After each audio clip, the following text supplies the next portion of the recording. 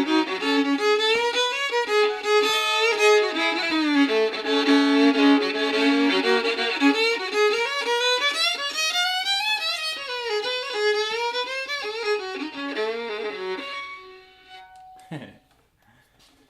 gang, hope you enjoy this new newsletter format. I think it's pretty cool. It should be a little bit smoother on the site. Hope you enjoy it. Give me some feedback. Anyways, this issue, we got a few things to report. One, little sad news.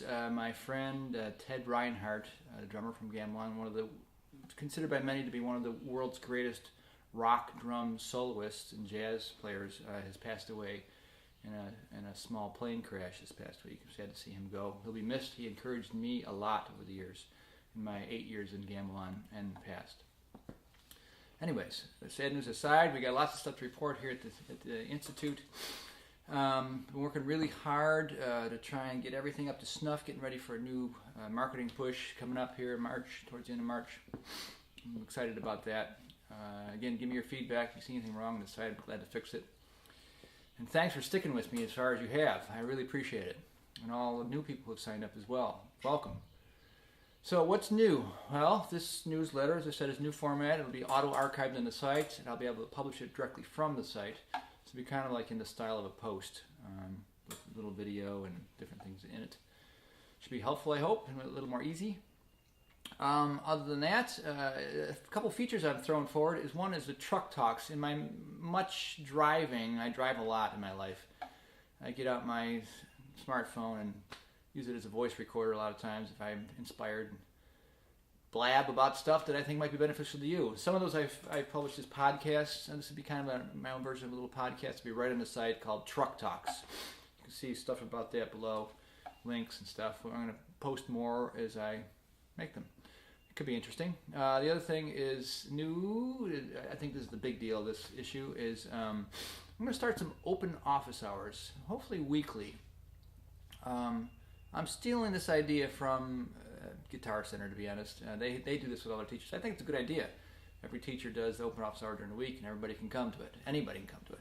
So same with you. Once a week, I'm going to sit in front of a camera and talk about the stuff you ask me about. Eventually we'll do this as a webinar, a live thing, but I don't think that's necessary right now because the quality of webinars aren't really all that great. They have dropouts and cutouts and warbly sounds. So let me just get in front of a good camera with a good microphone and with good lighting, and I'll answer your questions you send to me ahead of time. All right, so send them in. There's a contact form at the bottom. Ask me your questions about the site, about music, about what you'd like to know, what you'd like to see me develop, anything, and I'll talk about it. All right? And play a little bit with instrument in hand.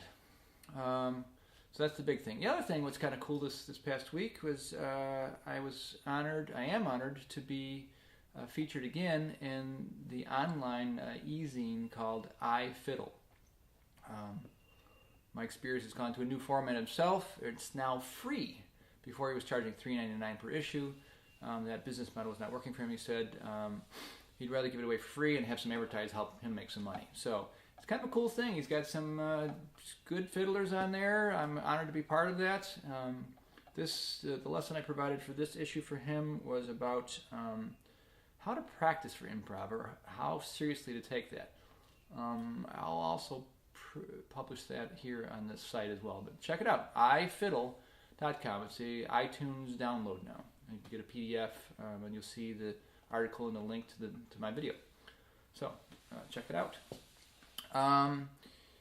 Let's see, new posts this week. I did a post on how to play outside in jazz, giving you some exercises. Outside means going outside the key. This was inspired. I saw in the past month a clinic, online clinic with Chick Corea and Stanley Clark, both guys who I've acquainted with and have met, with one of my past students being their road manager. Anyways, obviously top of the game in the jazz world, and they kidded in the clinic about how far can you bend the chord, and they gave some examples about playing within the key, that more diatonic within the tonic within the key, or taking it outside and bending notes that aren't in the chord and the scale and coming back to it and releasing it.